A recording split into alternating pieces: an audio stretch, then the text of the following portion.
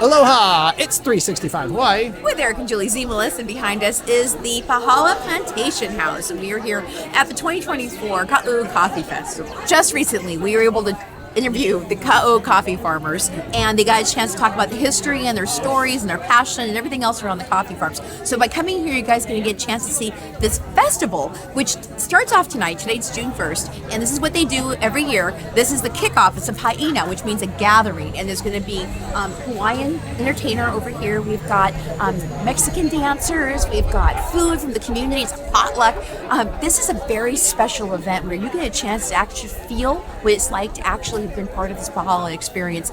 So we want more people to know about what is going on, because this is open to the public. Yeah, but also we also got a chance to interview these farmers, so we wanted to bring some of their stories because it was really fascinating on how they made these award-winning coffees. So our goal is to kind of give you guys some of the stories, a little bit of what's happening here at the festival, and sort of tie it all together so you get a full, well-rounded plate of fun. Right, of the celebration of coffee here in Ka'u.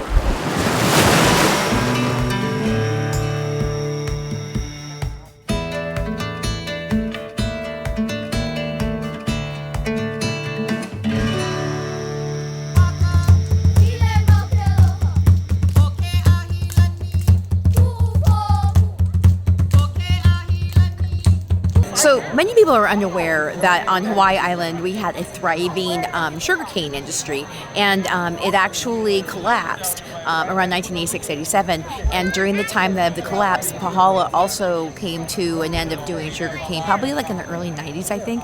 And you're going to learn more from the coffee farmers. But they were able to come in after sugarcane production ended, and they basically were able to refarm the land with coffee through some state and federal grants, and the USDA helped them.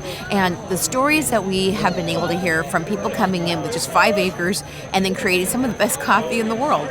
The story is great. It's like this whole island shows you that, you know, if you just take care of the aina, it takes care of the culture, it takes care of the people. So we're so excited to share these stories with you.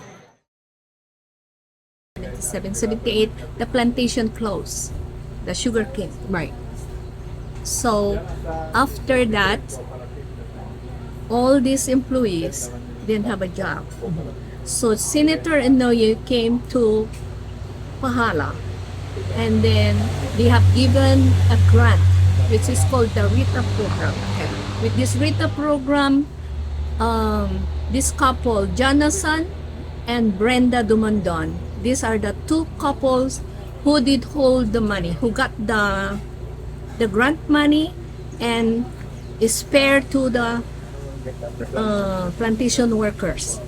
So they were some of the 7 started first. So these people got help from preparing their farms and their fertilizers, and then we having workshops here and workshop there to learn how to do coffee. We started with 7, and then it comes to the rest. Like right now we are 45 coffee farmers. 45 coffee farmers in how big of a region? How many, what is this, a 50 mile an hour? Just go. Farming is really, I'm a retired teacher. Okay.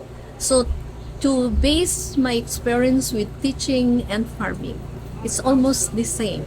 Because if you really, the passion for me as a teacher and the passion me as a farmer, it's really very close. Because if you take care of your plants, you give them a lot of attention, and then same thing, when I was teaching, I do my best, and at the end, for coffee, at the end you have a production, you make money, and that's the answers of your wit, of your hard work.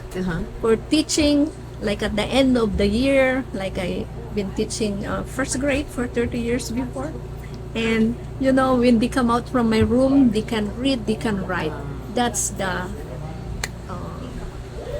reward. The reward. Because you get a chance to see that you've just helped somebody change and grow. And the same thing with the little keiki plants too, right? You're just, you got a chance to actually, you help plant some of these first coffee plantations. And then you're watching the whole area expand and grow. And you know that you've been part of that.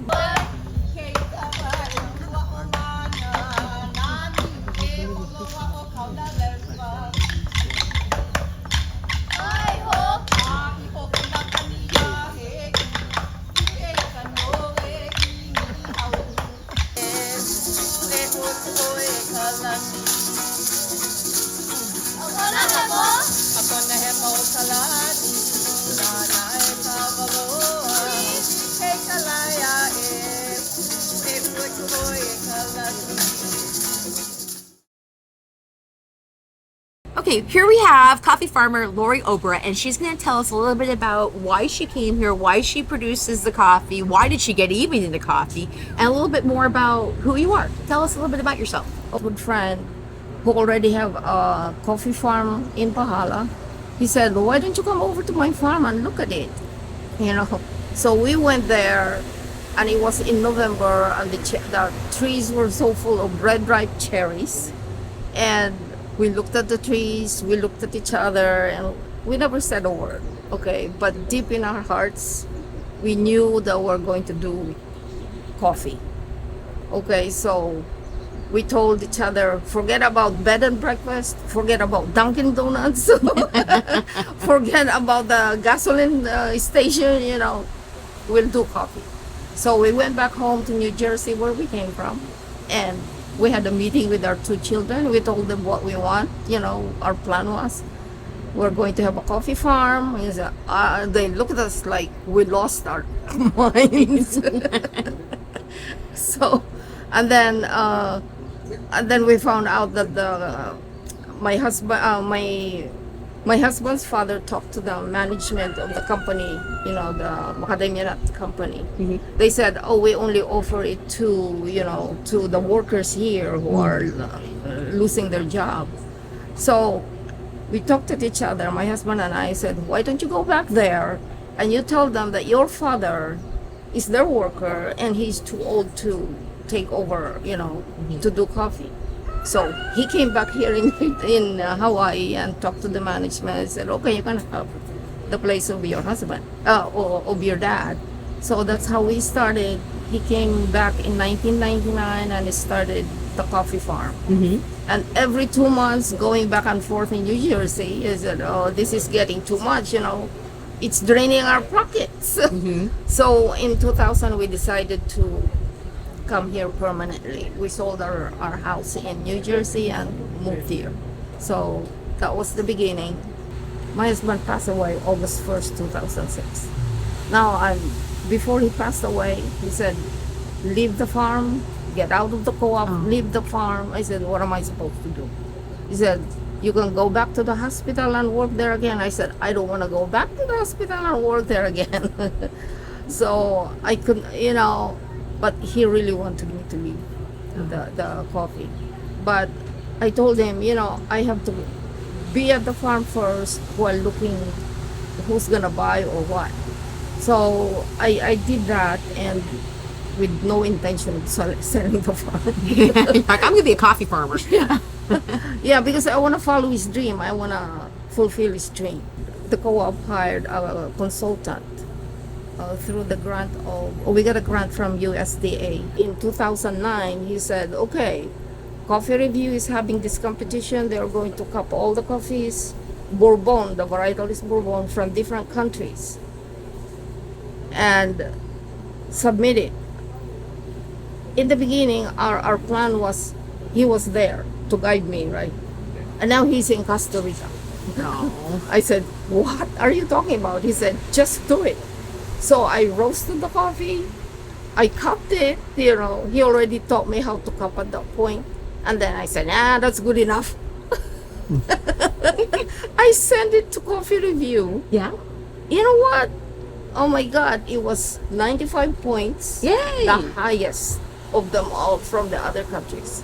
Hawaii, Ka'u is the highest. Wow. That gave me so much confidence. Yeah, yeah. And then in 2010 and back to back, 2010 and 2011, I was also the grand champion of the Hawaii Coffee Cupping competition. Yay. 2012, I was one also of the top 10 in the world. Specialty Coffee Association of America. Oh, That's the whole world. yeah. And that's in 2012, and I'm one of the top 10.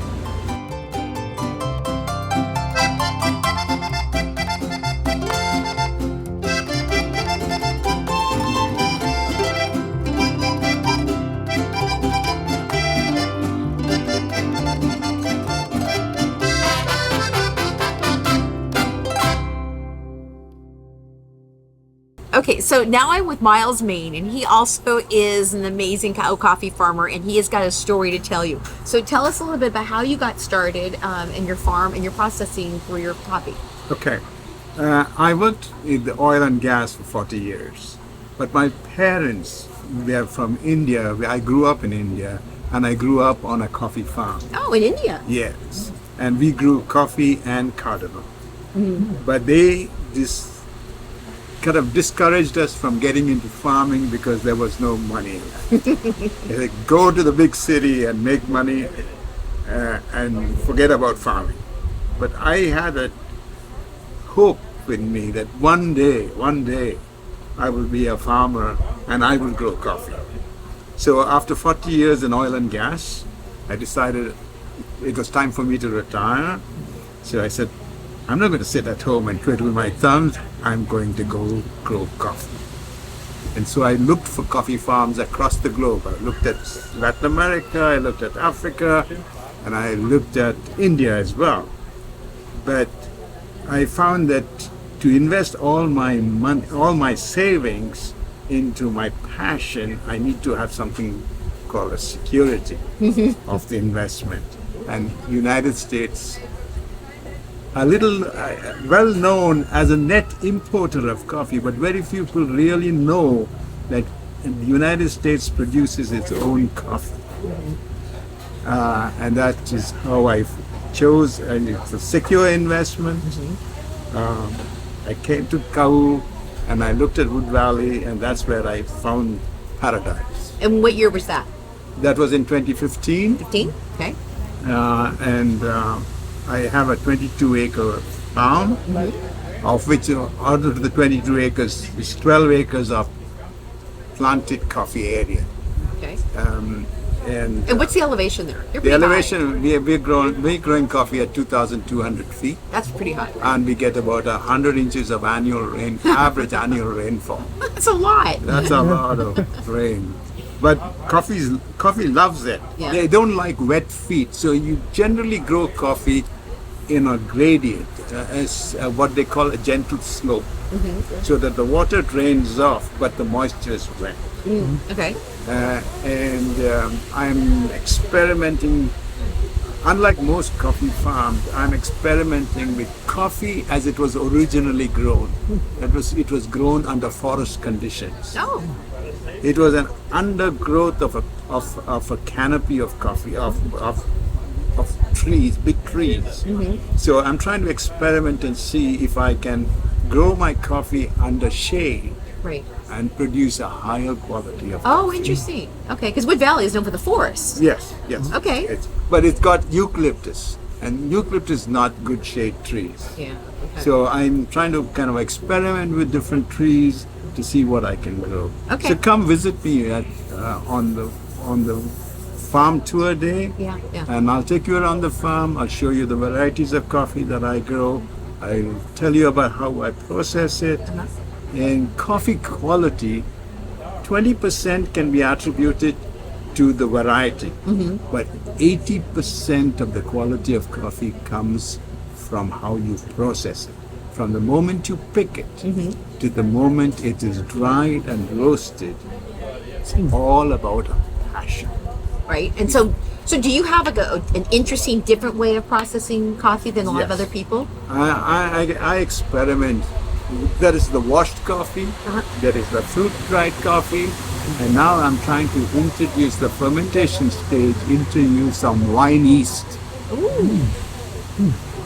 And ferment my coffee using wine yeast and see whether it will have any effect on the quality of the coffee. Wow, wow. You know, this experimentation thing that we're hearing Yes. about, it sounds like that's kind of all of you guys are doing these little different experimentations. Different experimentation. Coffee is processing high quality coffee for the consumer comes from experimentation. Oh, interesting. Okay. Comes from different farmers try different methods Yeah.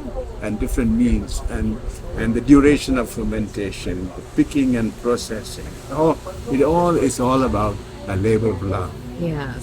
That is what it is, Yes. and that will reflect in the quality of coffee. Now, do you are you offering tours at your farm, or can people meet with you if they're not part of the coffee festival? Anytime. Anytime. And you sound like you open would house. be great for like helping people answer questions that they might have about Sure. growing them Sure. wherever Sure. in the world that they're coming Sure. from. Yeah, it sounds like you love Sure. this. Yes, I love it.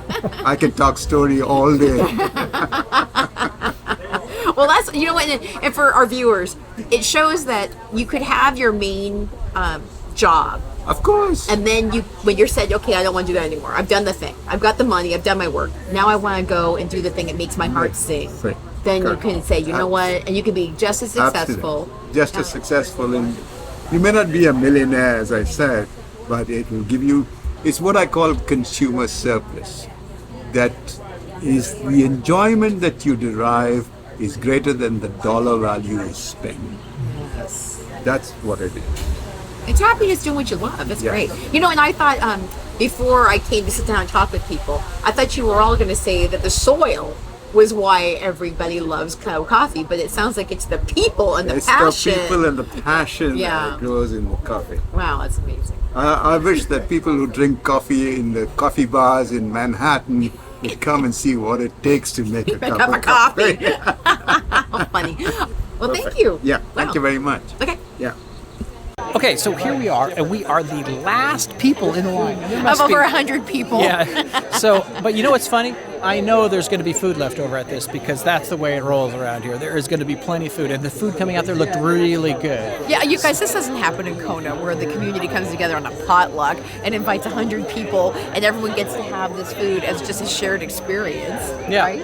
Yeah, so this is actually pretty cool. And it goes to the culture of Hawaii back in the day where everyone just brought something and it became a fantastic celebration. Very good. So let's show you the food when we get there. We made it! And even after 100 people have gone through this line, there's still food left.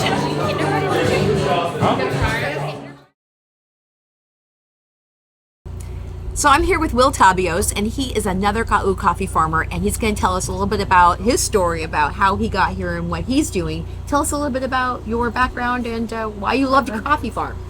Well, we come here in 1980, here in Hawaii, Big Island. I work in a sugar plantation. And after sugar plantation, and then we starting planting coffee in year 1999. Now, was this something your family was doing together? Yeah. My wife, my kids. That's why we start all that. Yeah. And I had, before I started like 8 acres coffee farm.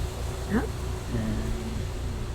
And we start harvesting 2003, and then after that 2006, 2007, that's the one Mr. Chris Manfredi that we come here in Hawaii and bring us our coffee in international cupping competition. And suddenly one of my coffee winning international number 5 in the Number 5 internationally. yeah Wow. number 5 in international 26 country. Yeah. And what are you doing differently than everybody else was that got you to be the international superstar of coffee? So, that's my technique.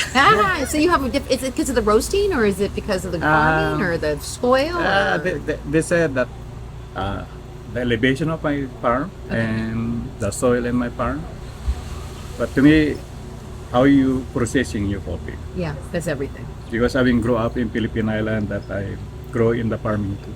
Yeah. I used to be planting rice, Oh, so I know how to drying rice.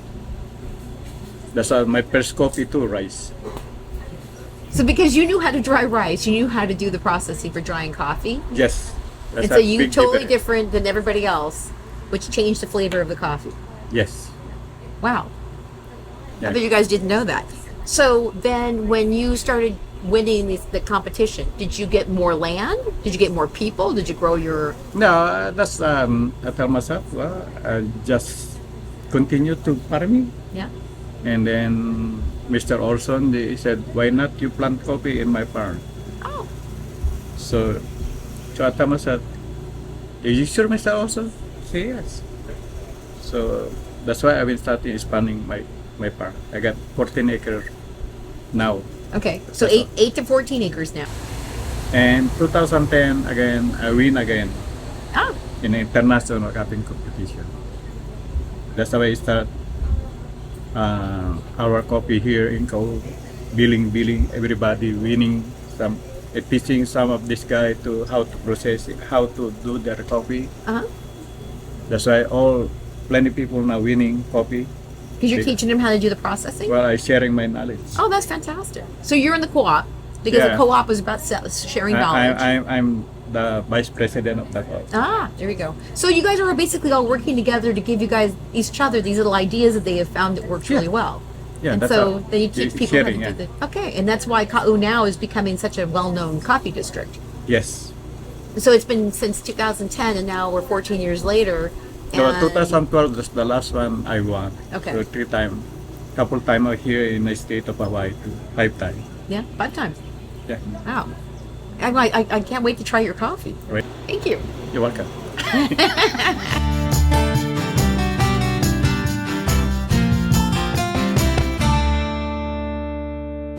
Okay, so now I'm here with Delvin Navarro of Navarro Farms, and he's going to tell us a little bit about what I've learned in all these interviews. Is what makes your coffee different than everybody else's?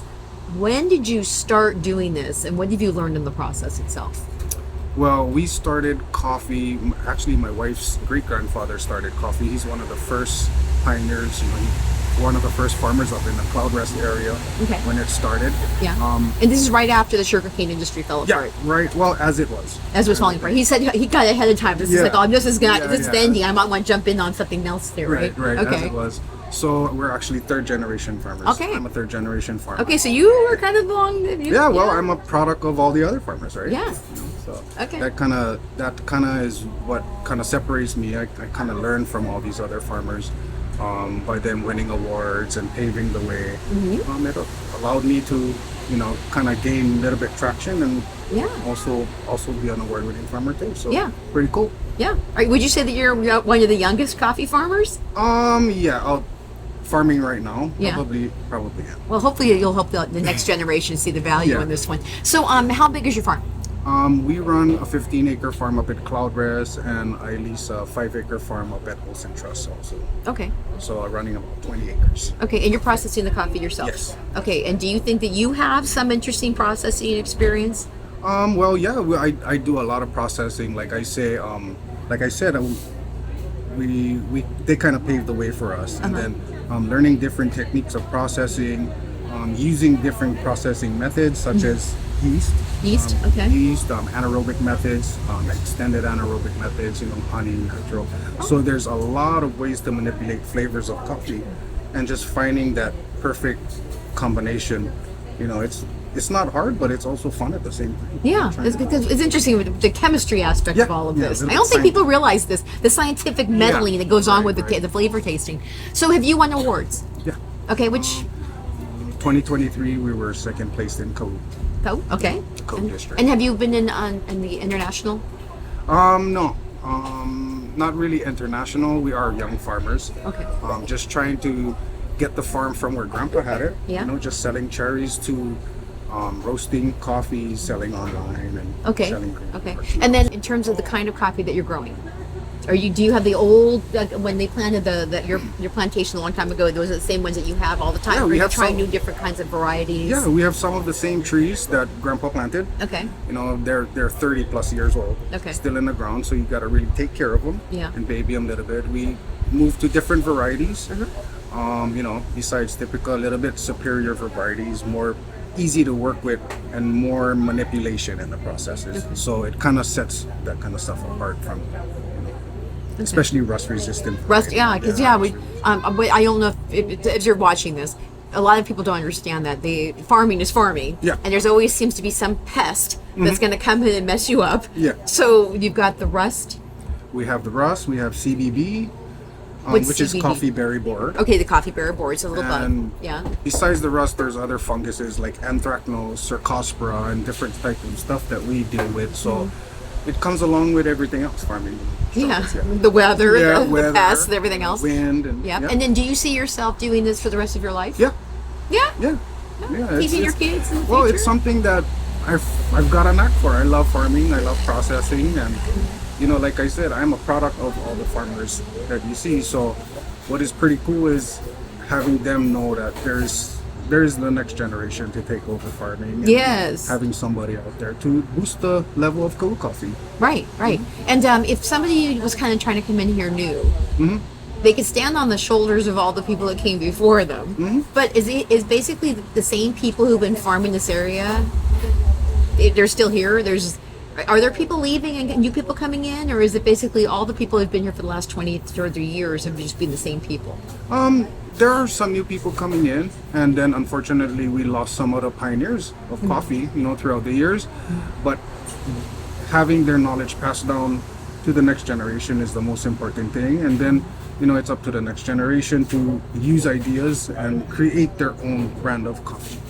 Because this is it's an up and coming. I mean, it sounds like people have already won many awards in this area, but now more and more people are hearing about it. And so get this. So if they wanted to come and basically come to your farm, are you doing farm tours? We do private farm tours, Private so farm you tours. have to Okay. hook up with us online. Okay. And we sell coffee online. We also sell coffee to specialty coffee shops, Okay. specialty roasters.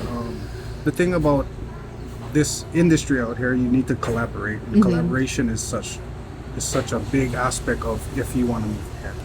Yeah. The co-op is why that's happening. Everyone Yeah. works together through the co-op. Yeah, or Yeah. individual. Oh, individual. Okay. And then, so if someone wanted to come and say, what is the flavor profile of Kotlu coffee? Is it just because the different people have different processes, or is it because of the soil, or why do you think this is like all that? Well, Ka'u does have volcanic soil, right? Coffee Okay. grows really well in volcanic soil. Uh-huh. We're smack on the edge of a volcano, Right. which is pretty cool. Yeah. And I think it's the way that the farmers found out that coffee is valuable, and they maintain their fields very well and process very well. Okay. Yeah, that's one aspect about Ka'u. Okay. Well, because I think I just found out today that Pahala means ash, and there's like 500 feet of ash Right. that this whole area is sitting on. That the coffee is Thrives. growing underneath Yeah, it, right? it thrives on And it. so that's like really minerally and has a really good soil base, right? Yeah. So 'cause at first I thought the flavor was from the soil, and everyone's like, no, this is because everyone is processing it and being little chemists. Yeah, well, the soil does play a big part. Nutrition does too, and it's all how you play with it, like you said. You know? Well, like with you guys, you're adding things to it, a little honey or different things that make it Right, taste right. really different. Yeah. So very cool. Okay. So I see that you're going to be here for a long time. So if you are watching this at any point, you're going to see that young people are coming up and farming in this area. So it's not all going to go, because it sounds like you guys are really, really enjoying being farmers here too. Yeah, just following the pioneers and how they did it. Yeah. before, right? Yeah. Well, it sounds like they've got a good start, and that's going to be a good future. Right. Okay. Thank you. You're welcome.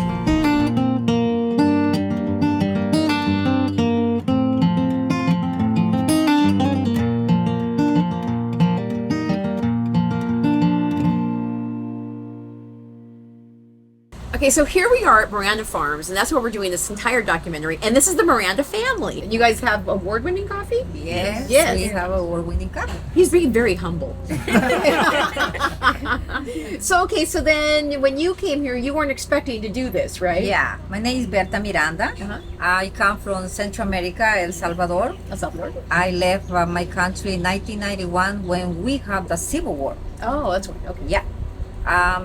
I came to California. I met my husband there. And I have Maria, the first one from the 4 kids. And then Anna, 94, friend invite us to come in Hawaii. And then we decided to come and work and stay. And, we were so happy. And then, oh my goodness, I remember the first day I show up in Hilo, after the plane land, look around and I say, oh Lord, please help me. This is something, was different in my mind. And then they promised us a job and work. When we show up to the place, was horrible. Was no place to live. Was a small cabins. 3 families sleep in the small cabin, and then was not too much job. But my husband was working 1-2 days a week until we earn some, maybe we stay about for 8 months. And then we save some money back to California. A year after, we came back to Hawaii, and then we start working. I start working picking macadamia nuts for 12 years, and he was a coffee farmer. He was picking coffee for Fumi, Murasaki, and Kona, and we did for 15 years. I picked macadamia for 12 years, and also after that, I enjoy him picking coffee. And our dream was to have our own farm, and we was working hard and try to save money. And then I remember when we start having some saving, and then we brought a lot, built a house, we got an equity loan from the house, and then we start leasing property, coffee farm in Pahala. Yeah, and that's how came our passion, and our dream was to have our own farm. And also we got this almost 10 acres. We start with almost 10 acres, and then we came award-winning coffee 2017, first place in Hawaii. Wow. And then in first place in Kau, and we have our own, mind, heart to be on the coffee trees, to take care of the coffee, to do our best. Because if we do a good job, it's good for everybody. It's not, I'm only the one, the award-winning coffee. Kau is the We award-winning. represent Kau. Yeah, All we of you guys represent- together. Yeah, Great. we represent Kau. You come into this. Were you picking coffee when you were 5 or something? Yeah. Oh yes, many days of picking coffee. Okay. Yes. So introduce yourself. Yes. Aloha. My name is Maria. I'm co-owner of Miranda Farms, and I'm here to tell you about a story. Our story. She takes a Story big of sigh on love this and one. passion, of perseverance, and the ultimate American dream. And my parents, of course, with God's help and grace, which is our foundation for this company, we were able to persevere through a lot of trials and obstacles. And growing up, watching these 2 incredible figures in my life, leaders, and they never gave up on us. They struggled. Of course, we struggled through poverty and also uncertainty. Working on in a beautiful place, however underdeveloped. A lot of agriculture, and it was fruit to fruit, farm to farm. My father, I can remember him coming home at times with not much in his pockets, but with a whole lot of heart and a whole lot of love. And I think it was love and perseverance that they, continued forward and continued to create this, their goal, their vision that they wanted to create was a better place for us, as a family, as a whole, but also create, a name for themselves, to take charge, to be able to be their own, to have a voice within the community. And at the time, actually, so the birth of Miranda Farms was in 2006, as my mother mentioned earlier. And in 2006, Kau coffee was still not heard of. Right. 2006. And so when we started, the coffee, I was 14 years old at the time. I was clinging on to the coffee trees, but and I know the incentive was always, okay, so we're gonna go to work, pick coffee. You've got 2-3 buckets you have to pick on a daily. But it was an incentive because I knew that at the end of the day, I I had money, and it was something of my own. Right. And so when they, for many years they saved, and my mother worked various different jobs, from magnet picking to coffee picking. Yeah. I mean, a little bit of everything. My father ranch hand, coffee picker, and in 2006, that's when everything changed, and we were able to lease 10 acres. Yes, we start with 10 acres. In Maula, now we have Congress. 60. Yes. 60. 60 acres. Wow. Yeah. We were able to lease 10 acres in the heart of Pahala, so Maula Cloud Rest. Okay. And for us, that changed everything. I mean, Now, did you guys have to build a house there, or was there already No. one there? no, there was like a storage room, Yeah. like where we actually have our what is it that your cadet, your lawn mower. Oh yeah. Yeah, and his tractors, and but there was no home, Okay. so no actual residential home. Okay. It was just, The land. the land. The land, It was a- yeah. yeah. And of course, from that day forward, in 2007 is when things were bustling in Ka'u. The Ka'u coffee was entered into the competition SCA in Right. 2007, Okay. where it came 6 to 9. And that made head news. It was Ka'u coffee, and it was everywhere. SCA.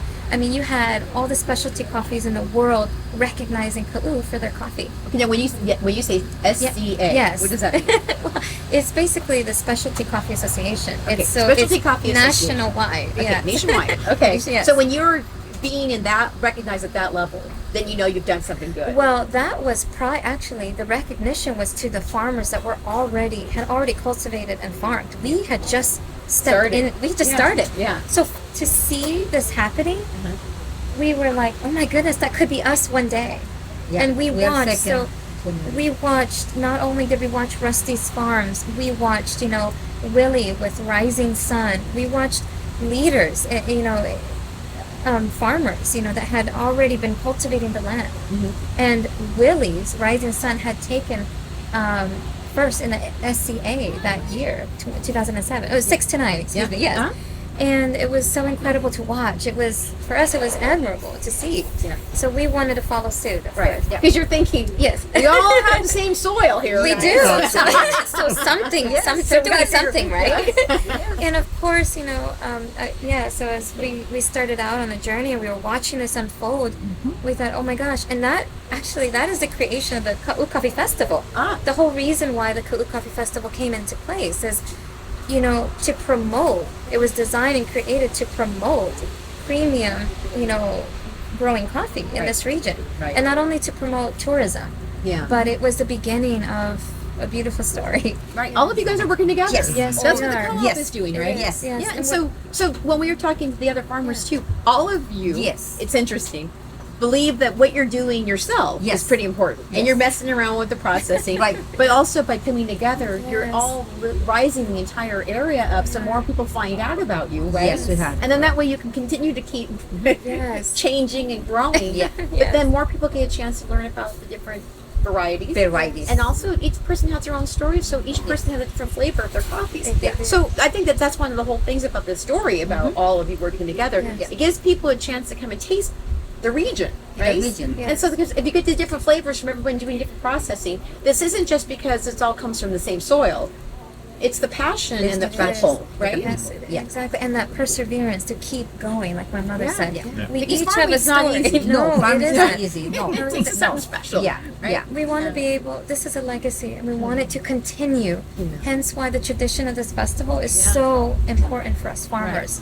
Yeah, Yes. and we want to invite everyone outside from different places to come and enjoy us and taste the different Yes. types of coffee we grow in Ka'u. Yeah. We are one of the best coffees, in Ka'u, and it's amazing. Yeah. It's amazing the difference of the varieties you can find, and you can grow. I feel like, if we could end with anything, it would be there's a past, a present, and a future. And we want there to be a future for Right. Ka'u. Yes. Right. And we want to continue and, Well, it's nice to see youthful energy. Thank you. Because obviously the other people we helped interview too were like, they've done this for years and years, Yes. and they're, they're not having kids showing up deciding they want to be farmers. So to make this happen, having the youthful energy and being on Instagram and being out there to Yes. show people what this is like, Yes. and that you really, really have a passion for it. Your whole Yes, family we does. absolutely do. Yes. Yes. The Good whole for you. family Thank work you. together. Yeah. All my 4 kids. 4 kids, yeah? Yes, yeah. Yeah, and you have 7 sisters or something too, right? And we are 7 sisters, mom and daddy, everybody work at the farm. Yeah? Yeah. All the family Yeah, together. all the family. So it's a great together. family business. Yes, Yes, yes. it really is. Come to the Kau Coffee Festival. Meet this family, the Mirandas, and also come and enjoy their farm and their tasting area, and get a chance to taste the entire area, right? Yes. And support the entire farmer region. Yes, Absolutely. absolutely. Okay, so we will put your information on the internet and make sure you guys get a chance to have people come out and see your farm. And thanks you guys for all the work that you do in Oh, making sure thank the you Kau so is much. out there. Thank you Thank for you. helping the Kau Coffee We are farmers. very grateful. Thank you so much.